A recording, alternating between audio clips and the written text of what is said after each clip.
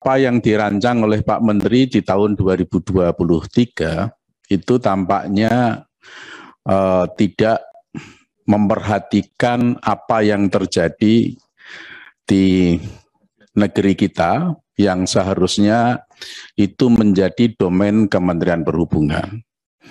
Sesuatu yang telah terjadi yang sangat memprihatinkan, yaitu namanya kecelakaan lalu lintas, itu tidak menjadi fokus perhatian Kementerian Perhubungan, apa strategi, kebijakan, dan program yang akan dilakukan ke depan supaya kecelakaan lalu lintas yang begitu tinggi ini tidak terjadi kembali, apalagi kecelakaan lalu lintas yang bersifat fatal.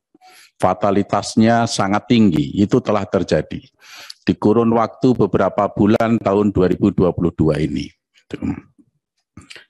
Jadi apa gunanya ada anggaran membuat program, tetapi kalau pokok persoalan terjadi itu tidak diatasi dengan ketersediaan uang ini. Jadi kembali lagi saya mengkritisi bahwa sampai dengan ini berarti Menteri Perhubungan hanya fokus pada tataran output, bukan pada tataran outcome. Jadi apa yang dilakukan oleh Kementerian Perhubungan, manfaat faedahnya untuk masyarakat luas itu belum dirasakan. Kalau sudah sampai pada tataran outcome, masyarakat luas bisa merasakan segala kegiatan yang dilakukan oleh Kementerian Perhubungan berupa program, strategi, dan kebijakan, itulah merupakan tolok ukur keberhasilan dari Kementerian Perhubungan. Semua daya upaya yang dilakukan Kementerian Perhubungan yang didukung dengan anggaran yang sangat besar ini, itu ukurannya adalah bahwa kecelakaan lalu lintas menurun. Itu ukuran utamanya. Bahwa terjadinya keamanan dan kenyamanan transportasi, baik itu darat, laut, dan udara. Kalau kita kritisi terjadinya kecelakaan lalu lintas darat utamanya di Indonesia ini terdiri dari beberapa faktor penyebab, yaitu faktor utamanya adalah masalah sopir. Dan sopir itu masalah utamanya 80% dari masalah sopir itu adalah kelelahan.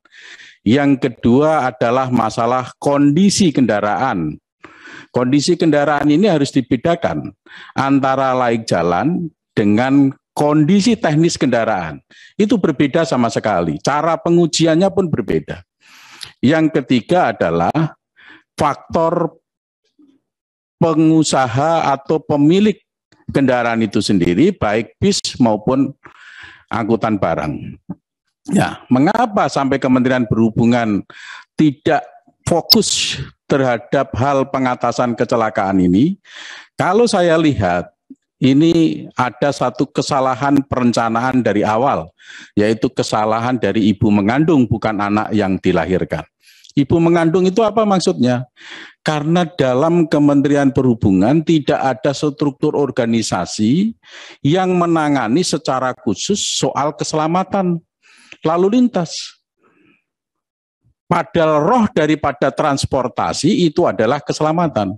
Undang-undang lalu lintas nomor satu yang diutamakan, didahulukan adalah soal keselamatan. Tetapi ironis sekali, di Kementerian Perhubungan tidak ada yang namanya Direktur Keselamatan Lalu Lintas.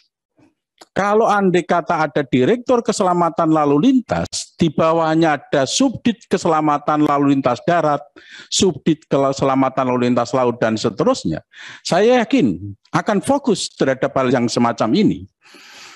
Mengapa kecelakaan itu terjadi pasti akan diteliti secara mendalam, kemudian antisipasi melalui strategi dan kebijakan pengalokasian anggarannya pasti akan lebih detail. Kemudian cara penanganan kecelakaan lalu lintas pasti akan secara detail. Ini yang terjadi kayak kecelakaan lalu lintas di jalan tol Mojokerto. Itu bukan persoalan semata-mata karena sopir. Karena pengusahanya sendiri kontrak dengan pengguna itu dalam durasi yang sangat pendek yang tidak memungkinkan sopir itu istirahat. Ini kan artinya kecelakaan yang sengaja dirancang sedemikian rupa atau pengusaha itu menantang kehendak Tuhan. Menantang kehendak Tuhan. Apakah itu hanya terjadi di Mojokerto saja? Kecelakaan itu tidak terjadi di mana-mana. Bahwa bis yang dioperasionalkan, 60% dari bis yang dioperasionalkan tidak punya izin. Hampir semua bis wisata itu kontraknya menantang Tuhan.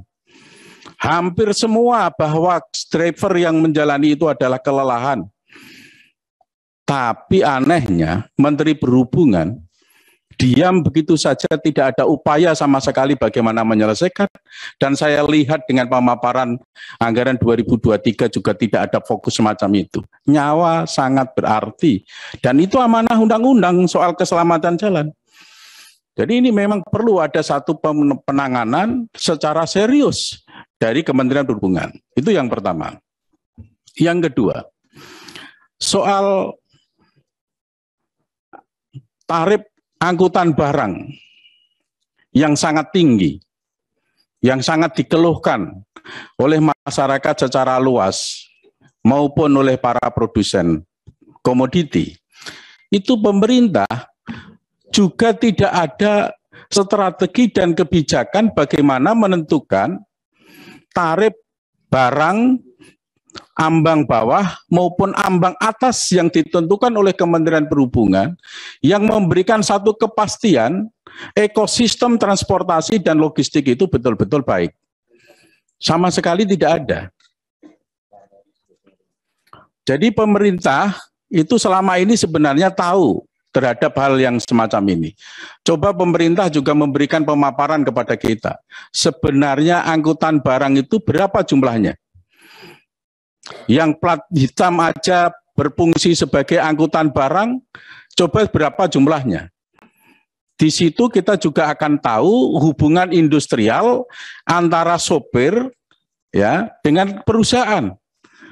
Sopir ini diperlakukan sebagai karyawan secara formal oleh perusahaan atau ini free sehingga bebas dari segala tanggung jawab. Ini juga oleh Kementerian Perhubungan tidak disentuh sama sekali. Termasuk juga ongkos tarif atau ongkos barang angkutan laut.